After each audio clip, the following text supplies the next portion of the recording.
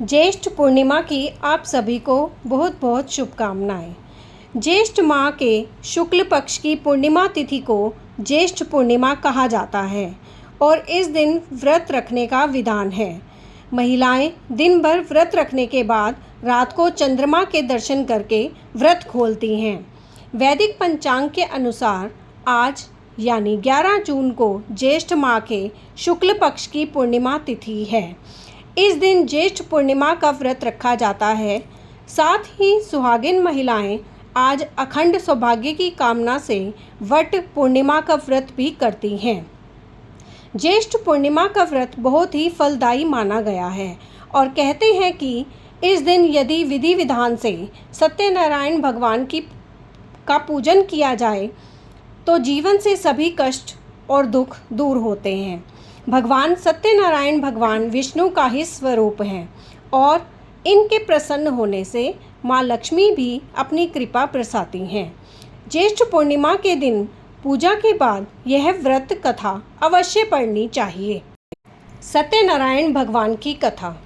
पौराणिक कथाओं के अनुसार काशीपुर नगर में एक गरीब ब्राह्मण रहा करता था जो भिक्षा मांगकर अपना जीवन व्यतीत कर रहा था।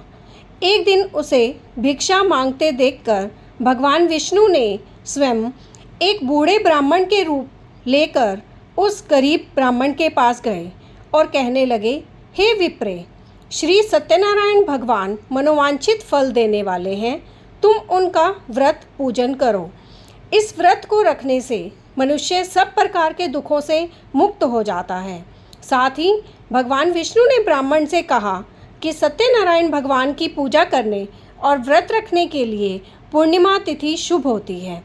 इस उपवास से केवल भोजन ना करना ही व्रत नहीं होता, बल्कि इस दिन मनुष्य को अपने हृदय में सुविचार रखने चाहिए।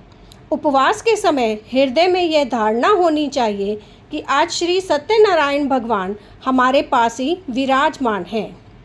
अतः अंदर व बाहर शुचिता बनाए रखनी चाहिए और श्रद्धा विश्वास पूर्वक भगवान का पूजन कर उनकी मंगलमयी कथा का श्रवण करना चाहिए।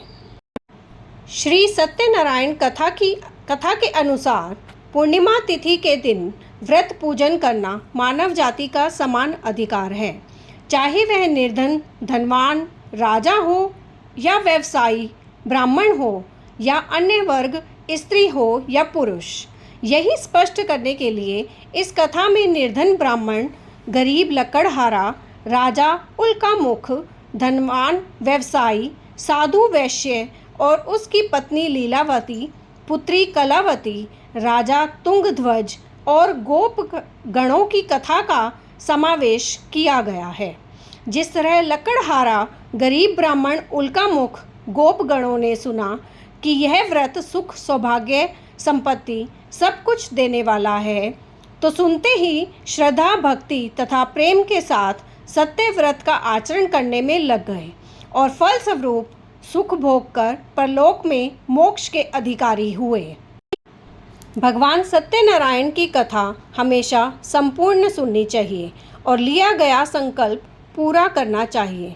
एक साधु वैश्य ने भी यही प्रसंग राजा उल्का मुख से सुना, किंतु उसका विश्वास अधूरा था और श्रद्धा में कमी होने के कारण उसने मन में प्रण लिया कि संतान प्राप्ति पर सत्य व्रत पूजन करूंगा। सत्यनारायण भगवान की पूजा के प्रभाव से उसके घर एक सुंदर कन्या ने जन्म लिया। पत्नी ने उसे व्रत की याद दिलाई तो उसने कहा कि कन्या के विवाह के समय करेंगे। समय आने पर कन्या का विवाह भी हो गया, किंतु उस वैश्य ने व्रत नहीं किया। फिर एक साहूकार अपने दामाद को लेकर व्यापार के लिए शहर चला गया। वहाँ उन दोनों को चोरी के आरोप में राजा चंद्रकेतु ने कारागार में डाल दिया। इतना ही नहीं, साहूकार के अपने घर में भी चोरी हो गई और पत्नी लीलावती व पुत्री कलावती भिक्षावृत्ति के लिए विवश हो गई। एक दिन कलावती ने किसी के घर श्री सत्यनारायण का पूजन होते देखा और घर आकर माँ को प्रसाद दिया। तब माँ ने अगले दिन श्रद्धा से व्रत पूजन कर भगवान से पति और दामाद के शीघ्र वापस आने का वरदान मांगा। श्री हरि प्रसन्न हो गए और स्वप्न में राजा को कह दिया कि वह दोनों बंदियों को छोड़ दे क्योंकि वह निर्दोष हैं। राजा ने अगली सुबह उनका धन धान्य तथा प्रचुर द्रव्य देकर उन्हें विदा किया। घर आकर पूर्णिमा के दिन साहूकार ने विधि विधान से पूजन व व्रत किया।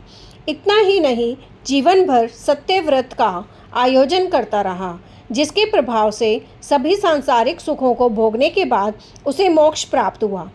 यहीं ये कथा समाप्त होती है। बोलिए सत्यनारायण भगवान की जय।